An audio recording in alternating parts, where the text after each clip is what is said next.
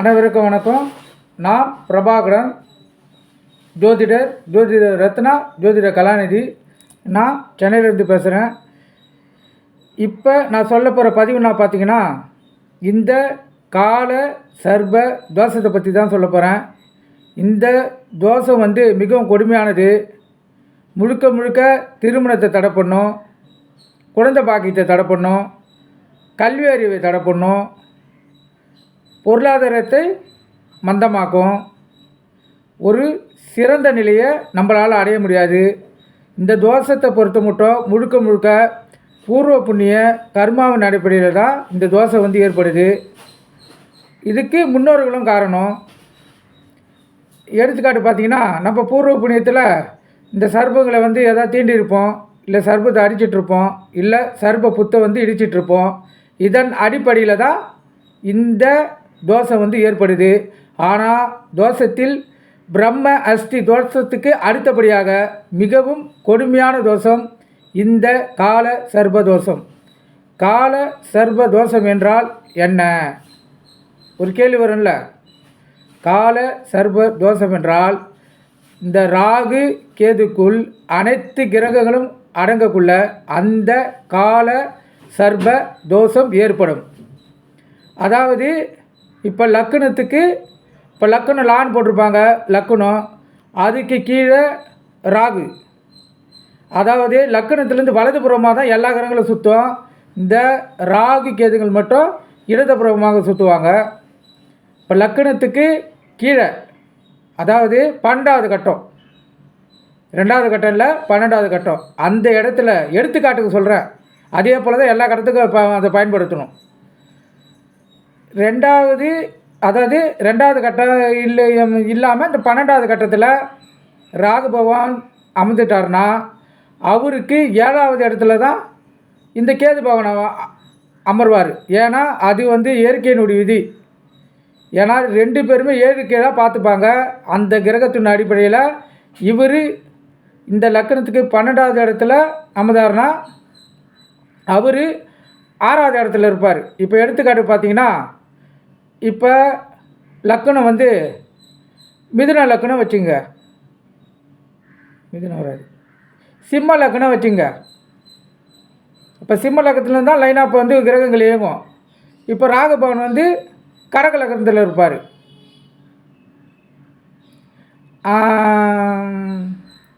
கேது பகவான் மகர லக்கணத்தில் இருப்பார். கிரகங்கள் வலது பக்கம் இருக்கக்குள்ள இவர் இடது பக்கம் சுற்றி வருவார். தலை வாளோடு இணைஞ்சிரும். ஆனால் ராகு தான் மெயின், கேது அவ்வளோ மெயின் கிடையாது. ஏன்னா அது வெறும் உடல் தான். இது தலை, ராகுன்றது தலை. அதனால் தலை தான் முக்கியம். இப்போ லக்கணம் பார்த்திங்கல்ல, இந்த லக்கணமும் மீதி இந்த சூரியன், சந்திரன், சுக்கிரன், செவ்வாய், புதன், குரு, சனி இவங்கெல்லாம் இந்த ராகு கிட்ட இருந்து இடது பக்கமாக சுற்றக்குள்ள எல்லா கிரகங்களும் அதிலே மாட்டிக்கினாங்கன்னா அதுதான் கால சர்ப தோஷம். அதாவது லக்கணத்திலேருந்து, எதுக்காக சொல்கிறேன், லக்கணத்திலேருந்து எல்லா கிரகங்களும் மாட்டிக்கினாங்கன்னா இதுதான் கால சர்ப தோஷம். மிகவும் கொடுமையானது. யாருமே நினச்சி விட பார்க்க முடியாது. மீதி கிரகங்கள் அமைப்பெல்லாம் நல்லா இருக்கும்.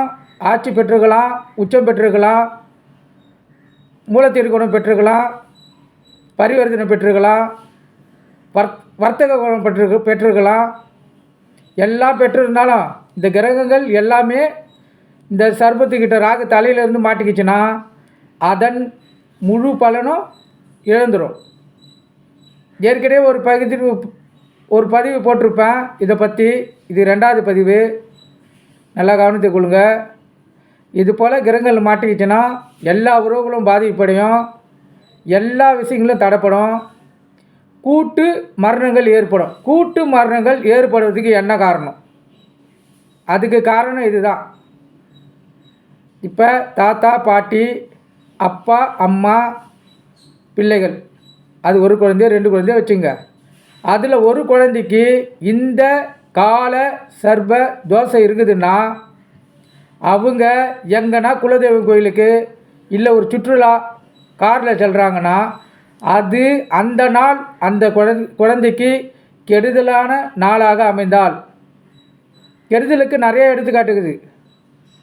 இப்போ நட்சத்திரங்கள் வந்து பாதிப்படையும், சுப வரை இல்லாமல் அசுப வரையாக வரலாம். அந்த குழந்தைக்கு பஞ்சபட்சி அசுபபட்சியாக வரலாம். பஞ்சபட்சை பற்றி உங்களுக்கு நான் ஒரு பதிவு நான் அப்புறமா தரேன். இந்த காரண அடிப்படையில் இவங்க எல்லோரும் குடும்பத்தோடு போகக்குள்ள விபத்து ஏற்பட்டு கூட்டு மரணத்தை கொடுத்துரும். அவ்வளோ கொடுமையானது இந்த கால சர்ப தோஷம். அதே போல் இதில் கால சர்ப யோகமும் இருக்குது.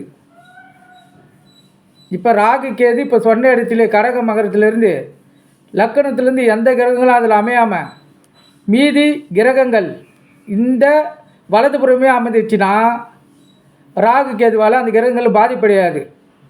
அந்த கிரகங்கள் முழு பலனையும் செய்யும், முழு சக்தியை பெற்றுவிடும். அதுபோல் அமைப்பு லட்சத்தில் ஒரு 10 பேர் இல்லை 15 பேருக்கு வரலாம். ஆனால் அப்படி வந்துட்டால் மிகவும் சிறப்பான வாழ்க்கை அவர்கள் பெறுவார்கள். இப்படி எப்படி கூட்டு மரணத்தை ஏற்படுத்துதோ அவங்கள எல்லாருமே நல்லா சிறப்பான நிலையில் வாழ்வார்கள். எல்லா உறவுகளும் மிகவும் சிறப்பான நிலையில் வாழ்வார்கள். இதுதான் இந்த கால சர்வ தோஷத்தின் நிலை. இதுக்கு மெயின் ராகு தான். இப்போ ராகு தலையில் தான் வாய் இருக்கும். வாய்க்குள்ளே எல்லா கிரகத்தையும் முடிஞ்சிச்சுன்னா அதை அப்படியே சுழட்டி எடுத்து வந்து உடலில் சேர்த்துரும். கேது கூட விழுங்கிடும். இப்போ சூரியன் சந்திரன்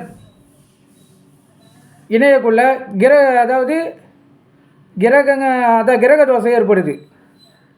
அதுக்கு மெயின் காரணம் இந்த நிழல் கிரகமான ராகு பகவான் தான். நல்லா கருத்தில் கொள்ளுங்க. இப்போ கிரகம் பிடிக்கக்குள்ள அதோடைய அமைப்பு இந்த ராகு பகவானால் தான் கிரகங்கள் பிடிக்குது. இது ஜோதிடத்தின் அடிப்படையின் கருத்து. கவனித்துக் கொள்ளுங்க. இது போல் தோஷங்கள் இருந்தால் மிகவும் பாதிப்படையும்.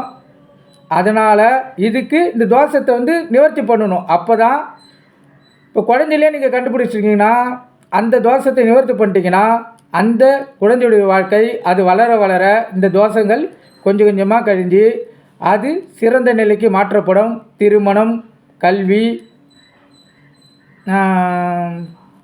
பிள்ளை, அதான் குழந்தை பாக்கியம், நிறைந்த செல்வம், நீண்ட ஆயுள் இதெல்லாம் பெற்று அந்த குழந்தை சிறப்பாக வாழும்.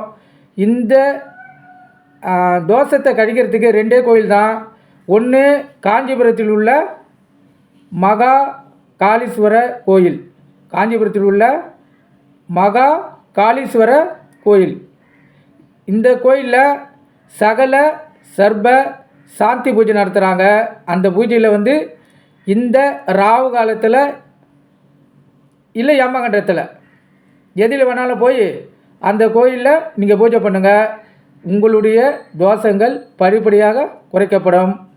இப்போ நீங்கள் ஒரு வாட்டி இப்போ பண்ணிட்டு வரீங்க வச்சுங்க. வருடத்துக்கு அதாவது குழந்தையாக இருந்தால் வருடம் ஒரு முறை அங்கே போய் இந்த பூஜையை பண்ணுங்கள். மிகவும் சிறப்பு. அந்த குழந்தைக்கு பண்ண அந்த தோஷங்கள் முழுதாக கழிஞ்சிடும். அதே போல் புதுக்கோட்டையில் பேரையூர் இருக்குது. அங்கே நாகநாதன் சிவன் கோயில் இருக்குது. அந்த கோயில்லையும் மிக சிறப்பாக இந்த கால சர்ப தோஷத்தை கழிக்கிறதுக்கு பண்ணுறாங்க. அங்கே போனாலும் இது தோஷம் கழிக்கப்படும். இப்போ சென்னையில் பார்த்தீங்கன்னா இந்த காஞ்சிபுரம் தான் பக்கம். அந்த சைடு தஞ்சாவூர், திருச்சி, மதுரை சைடு இருக்கிறவங்க அவங்களுக்கு இந்த புதுக்கோட்டை மிக அருகில். அதனால் இந்த தோஷத்தை வந்து மிகவும் அதாவது எப்படின்னா நீங்கள் கேர்லெஸ்ஸாக நினச்சிடாதீங்க இந்த தோசை நம்மளை என்ன பண்ண போகுதுன்னு. ஆனால் இந்த தோசை இருந்துருச்சுன்னா அந்த பிள்ளைகள் மிகவும் கஷ்டப்படுவார்கள்.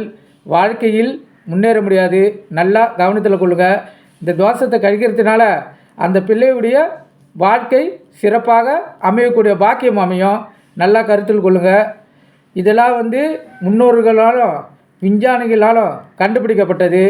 ராகு கேது இருப்பது 100% உண்மை. ஏன்னா அதுங்களுக்கு தனியாக வீடு இல்லைன்னு ராகு கேது இல்லைன்னு நினச்சிக்காதீங்க. திருமணத்துக்கும் சரி, குழந்தை பாயத்துக்கும் சரி, சிறந்த கல்வி அறிவுக்கும் சரி, அதுக்கு பாதிப்பை ஏற்படுத்தக்கூடியது இந்த கிரகங்கள் தான். நல்லா கருத்தில் கொடுங்க என்பது கூறி இந்த பதிவை நான் இத்துடன் நிறைவு செய்கிறேன். நன்றி, வணக்கம். இந்த பதிவு உங்களுக்கு எந்த அளவுக்கு பிடித்திருக்கிறது என்பதை லைக் பண்ணுங்கள், ஷேர் பண்ணுங்கள், சப்ஸ்கிரைப் பண்ணுங்கள், பெல் பட்டன் அழுத்துங்கள். நன்றி, வணக்கம்.